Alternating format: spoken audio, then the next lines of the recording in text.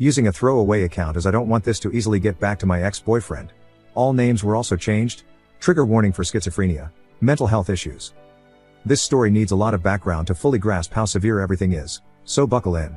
My ex-boyfriend Jake, 27M, and I, 27F, broke up a few years ago. We had been together for over 5 years and were thinking about marriage and buying a house together. In the last year of our relationship everything fell apart. Long story short, he had a sudden psychotic episode and was placed in a mental health ward, mental health facility attached to hospital. This is in Australia FYI, for his safety. Following this his entire personality changed and he developed delusions, hallucinations and paranoia which never went away. A large part of his paranoia revolved around me controlling people around him and thinking I was trying to make him look crazy. He also constantly accused me of cheating on him and told me many times that he hated me. He was let out of the hospital after some time and I took responsibility for him. This change in him was heartbreaking. He was eventually diagnosed with schizophrenia. I did everything I could to be there for him. I went to all of his mental health appointments and stayed up at night to make sure he didn't leave the house alone. He was prone to wandering out at night when experiencing psychosis. Things became too much for me to handle. He became angry and his paranoia about me made it impossible to help him. He didn't trust me to be close to him, but at the same time he didn't want me to leave his side as he was convinced I was cheating. When he seemed to be doing a little better mentally, I broke up with him. I waited until I felt he would be okay on his own and helped organize for him to move back in with his parents. I was filled with guilt for that decision, but it was the right choice for me. I was struggling. For months I received no love and was used as an emotional punching bag. I did my best. He wasn't the same person anymore and his resentment for me was intense. Obviously this isn't the full breakdown of his mental health issues as a lot of the things he went through are very personal. I never blamed him for what happened, but I needed to be happy and did what I needed to. It was a messy breakup but it went better than expected. We kept talking for a little while as friends. I think the entire time we kept contact he assumed we would get back together at some point. I continued helping him when I could. When I started a new relationship with my current partner Sam, 30M, Jake had a really bad psychotic episode and threatened both of us. He accused me of cheating on him with Sam before we broke up, which makes no sense as I met Sam after we had broken up, and sent both of us intense messages. I managed to contact Jake's family who got him the help he needed. Following this I cut all contact with Jake. It was obvious that we couldn't maintain a friendship anymore. The only slight connection I have to Jake is my brother's girlfriend Jess, 29F. Her and Jake have been friends for years and have maintained their friendship. She knows the entire background to our relationship and never chose sides. I would say I am close with her. We have always been friendly. It always made me happy to know that Jake still had a good friend to confide in. Shift forward to March 2022. I got pregnant with Sam's baby in January and was 3 months pregnant. I had just told my family and close friends about the pregnancy. I told everyone to keep it quiet as I didn't feel ready to publicly announce it. I was incredibly emotional, nauseous and in no state to deal with any potential fallout at that point. Less than 24 hours passed after telling my side of the family and I received a phone call from Jake. He had found out I was pregnant and left a voice mail saying he would be filing for custody of the baby. Obviously he was in a psychotic episode, so I ignored his calls and let his family know that he had reached out to me. By this point it had been over a year since we had even spoken. He has no idea where I live or work, so I'm not worried about him showing up physically to confront me. I knew the only way he could have found out would have been through Jess. I called and confronted her about it and she admitted to it. She was extremely apologetic and said she didn't think it would matter. She thought he would be fine with the news and said he deserved to know. I was upset by this, but I hadn't explicitly told her not to tell Jake, so it could have just been a mistake, even though I told her to tell no when I bit my tongue to keep the peace. I forgave her but made it very clear that she shouldn't tell Jake any more information about me or the baby, and she agreed it would never happen again. I didn't hear anything from Jake for months. Last weekend was my baby shower. Sam and I had the baby shower together. It was more of a party than a traditional baby shower. We hired a function room at a bar and invited 80 people to come celebrate. We were all having a great time until I saw Jake standing at the bar, looking around.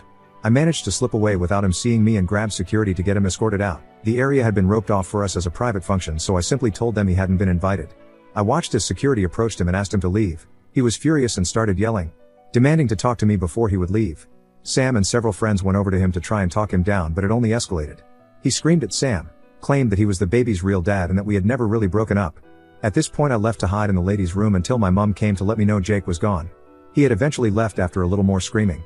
I was mortified and we cut the baby shower short. I couldn't stop crying. It's now been a few days and I confronted Jess. She is the only person who would have possibly told him the location and time of the baby shower. I wasn't as kind on the phone with her this time. She admitted to telling him and apologized, but said how could I keep this a secret from him. I was furious and told her that she would no longer receive any news about me or the baby and that I would cut her out of my life. I'm not proud of it, but I screamed at her. I couldn't believe how irresponsible she had been. It wasn't her news to share. My brother called me after and asked me to forgive her. He knew she was wrong, but he didn't think he should also be punished for what she had done. He knew that by cutting her out I also wouldn't be telling him any news about the baby. In part he thought I should blame Jake for his reaction and not Jess. That she hadn't known he would show up. The damage was already done and I should let it go. I honestly don't blame Jake for what happened. He is mentally ill and needs help. It's not his fault, and I know he will regret all of this when he comes back to a more clear head space. I told his family what had happened and they told me he was readmitted to the mental health ward. He had threatened to harm himself if he wasn't allowed to see my baby. Regardless of whether I think he is at fault, I definitely don't feel safe with Jake now. I have a child to think about and am thinking it is somehow his is pretty scary. I haven't budged with Jess or my brother. My family all think I should forgive her so my brother can meet his niece/nephew. We don't know the sex. But I just can't trust her. She already broke my trust once and I'm furious. I could have been hurt if Jake had confronted me at the shower. So many things could have gone wrong. I don't know what to do. I'm heartbroken that my brother may not get to meet this baby for a while. But I'm scared that she could tell Jake information about the baby that could put us in danger. My parents and other family members have all agreed not to tell Jess or my brother any information about the baby upon threat of also being cut out. I just don't know how long I can feasibly cut them out before I crack. Sam is obviously on my side with all of this. If it wasn't for him I would be in a much worse state. Any advice would be appreciated. I'm finding it hard to stick to my guns on this and worry that news will leak to Jess from other family members. My parents were particularly hesitant to promise not to tell my brother when the baby is born. TLDR, my sister-in-law told my ex with schizophrenia the location and time of my baby shower. Even though she has already had one warning and has been told not to tell him anything. My ex somehow thinks the baby is his. I decided to cut SIL out after this event but need advice. How can I keep her cut out when it means pushing my own brother away? Update 1. SIL told my ex with schizophrenia the time and location of my baby shower. After I, 27F, made that post I was overwhelmed by the response from everyone. Thank you for all of the amazing advice I received. It definitely put everything into perspective for me and made me take things more seriously. Decided I should post an update as I received a lot of messages asking what had happened. I received a lot of comments doubting the motives of Jess, 29F, and unfortunately you guys were right. So, I had my baby earlier than anticipated. I'm happy to announce that Sam, 30M, and I now have a beautiful son.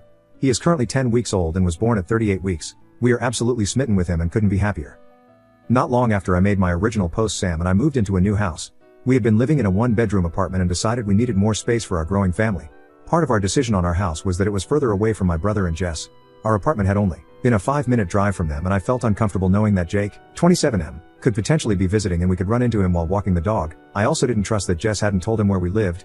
Our new house is now a 45-minute drive away from them and I feel much safer. We didn't tell them the location of our new home. We had been living in our new house for about a month with no issues. I heard from Jake's family that he was on an extended mental health hold at the hospital as his psychotic episode was not subsidizing and he refused to take his medication. I also warned them about his relationship with Jess and they seemed to take it seriously. They would keep an eye on them and told the hospital that she was not to be allowed visitation with him. My family stopped pestering me to forgive Jess. My mom had a heart-to-heart with me and finally understood why I had to cut my brother out. I didn't hear anything from my brother. Apparently my mom had stepped up and had a conversation with him about the severity of what Jess had done. It broke my heart to push my brother away as we had been so close. But after reading all of your comments I knew that I had to be responsible and keep my baby safe. Unfortunately things didn't stay so calm. After a few months I received a call from Jake. He had finally been released from the hospital and was embarrassed about his behavior at the baby shower. He told me he knew that the baby wasn't his. He cried and asked to speak with Sam. He wanted to personally apologize to him. Sam didn't want to talk to him. I told him I forgave him. I knew it wasn't his fault and that we should move on. I was also very firm with him and told him that under no circumstances would I let him be around me or my baby. If he tried to contact us I wouldn't hesitate to call the police. He accepted that and our conversation ended. About 2 weeks later Jake showed up at Sam's workplace, demanding to speak with him. They had a short conversation where Jake broke down in tears and begged to be forgiven. From what Sam told me he didn't seem to be stable. In his apology he said, "I'm so sorry for confronting you in public like that. I should have spoken to you privately. Clearly you didn't know the baby isn't yours and you were humiliated in front of your friends." Paraphrasing here. Sam didn't want to provoke him so said he accepted his apology and asked him to leave. Sam then called me to let me know what had happened. I was shattered. Obviously Jess had told him where Sam worked. I called Jake's family to let them know what had happened. They told me the next day he hadn't come home and were extremely worried. He wasn't meant to be driving as his license had been suspended. He had been caught speeding several times, but he had taken his mom's car without her permission. A few days later he was found by police in a building that was under construction, completely out of it and confused. He had driven 20 hours away from our town. He was taken to the local hospital and placed in their mental health ward. His family flew up to retrieve him. To this day I still haven't heard any updates on Jake. I assume he is still in a mental health facility. His family always updates me when he is released. After all of that my brother called me and asked if he could meet up with me for lunch one day.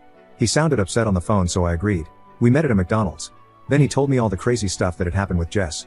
Apparently when Jake got out of the hospital, following the baby shower incident, he had shown up at their house to see Jess. My brother was really worried because he could tell that Jake was in a manic episode. He kept an eye on Jake while he visited and noticed that he was being extremely touchy-feely with Jess, who started to seem flirty with him as well. It made him really uncomfortable, so he made an excuse about him and Jess needing to go to a friend's house. When Jake left him and Jess had a massive fight, he confronted Jess about the flirty behavior and she was extremely defensive. She flat out denied that she had been flirting or that Jake had been touching her at all. My brother decided to drop it. Not long after, we later realized this happened on the same day that he had gone to Sam's workplace. Jake showed up at their house again, but this time Jess was at work. My brother works from home. Jake told him that he was in love with Jess, confessed that they had been sleeping together and showed him a bunch of text messages between the two of them to prove that he wasn't making this up. My brother asked him to leave. When Jess got home, he confronted her. At first she tried to deny it, but eventually confessed. She begged my brother to forgive her. She had realized after his outburst at the baby shower that she didn't love him. My brother was furious and told her to stay with her parents for a while. Ever since then he hasn't heard from her. It's been months now and it looks like things are over between the two of them. My brother feels terrible about what Jess did to me. Although I want to let him back into my life fully, I still don't trust that he won't eventually get back together with Jess. The two of them haven't officially broken up, and until that day comes I won't be sharing my address or photos of our son with him. So far my brother has met our son once at my parents' house. I still don't know why Jess decided to tell Jake about my pregnancy. But I'm so glad she isn't in our lives anymore. I haven't heard anything from her or Jake since. I'm constantly worried he could show up again.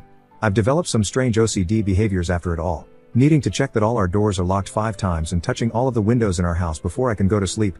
Other than that, things have been peaceful so far and Sam and I have been able to enjoy our new life as parents. Update 2. SIL told my ex with schizophrenia the time and location of my baby shower. I saw so many lovely comments on the original post made by another Redditor on my situation on Baru. Figured I may as well give an update as I received a lot of messages. So this is for anyone that may pass through and see this. Unfortunately, I don't have great news to share in this update. One good thing, my brother did officially break up with Jess. Our relationship is still strained after what happened, but we are able to talk and be civil now. Also, my life with Sam and our new baby has been amazing. Being a new parent is definitely hard, but I've been loving every second of it. I haven't gone back to work after my maternity leave. Thankfully, Sam makes enough that I can be a stay-at-home mom until I decide I want to go back. So on to the news with Jake. I didn't hear anything from him or his family for a while. I heard not long after making my last post that he was on a longer-term mental health hold and then had radio silence. I took that to be a good thing. Not hearing from him usually meant he was doing better. About a month ago I received a strange text from Jake at 2 a.m. I didn't see it until the morning. The message made no sense. He was talking about seeing someone who came back from the future, that he was being followed and needed to hide. He mentioned the movie director Christopher Nolan and how he had seen hidden messages in his movies and he was going to win $1 million with numbers that were hidden in his movies. Honestly, I've received similar messages from him before, so I wasn't too put off by it. I took a screenshot of the message and sent it to his sister so she knew he had contacted me. Then I kind of forgot about it. His sister didn't get back to me though, which I did find a bit strange. She normally messaged me back pretty quickly. 2 days later his sister called me. She was crying on the phone and asked me if I had received any other contact from Jake that night. I told her no. She explained to me that Jake had passed away from suicide that night, only hours after he had sent me that message. He had apparently sent the same message to about 20 people in his contact list. I don't know all of the details, but apparently that night he had managed to steal his mom's car again. She had been hiding her keys from him, but after ransacking the house he had found them. He went on a drive around the city. No one really knows the details of what he was thinking. But he rammed into another car and pushed them off the road. They slammed into a tree. Thankfully they weren't majorly injured. I later found out it was a young 17-year-old couple in the car. It was a hit and run. He apparently sped up behind them on a quiet road, hit them from the back and sped off. It was all caught on a dash camera. With the timeline we have, it seems he sent his message to everyone only 15 minutes after the accident. About 3 hours later he had passed away. I won't be sharing the details of that. His funeral happened and I decided not to go. With my complicated relationship with Jake, it just didn't feel right to me. One weird thing, Jess went to the funeral.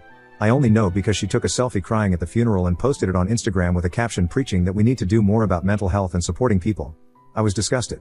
It was incredibly hard to hear what had happened. I'm still processing it all. I feel guilty to admit this, but I also feel a sense of relief that my family doesn't need to be worried anymore. I do miss him though. I think I already grieved him when he changed in our relationship. It's hard to know he is physically gone. I can't even imagine what his family must be feeling. It's difficult for everyone involved. I'm so sad that it came to this. Obviously we all hoped he would make a recovery, that one day his psychosis and mania would just disappear completely. He was a good person, just a person that was impacted by mental health problems. I wish there had been a better outcome to all of this.